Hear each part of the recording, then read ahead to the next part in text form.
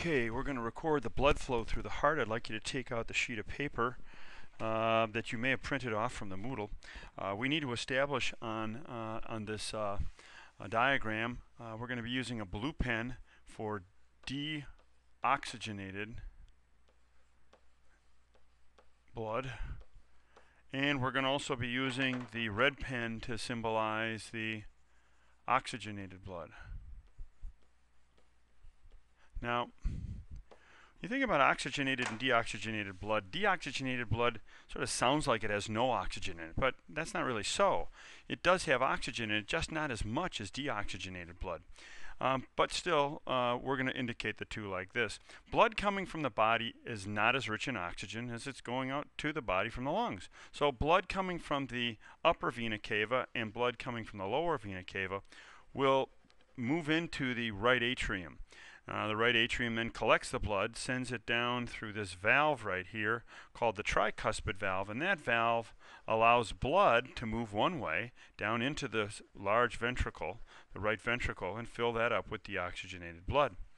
Blood from there will move out of the right ventricle when the ventricle here contracts, and it'll move it up through this valve right here called the pulmonary valve. Pulmonary valve takes it to the pulmonary arteries, goes the other side over here, and the pulmonary arteries take the blood over to the lungs. We'll pick up another green pen here and make this the left lung, and we'll go ahead and draw in the right lung on this side. And blood that goes to the lungs is deoxygenated. And after it gets and receives some of the oxygen that it needs, it comes back to the heart along veins.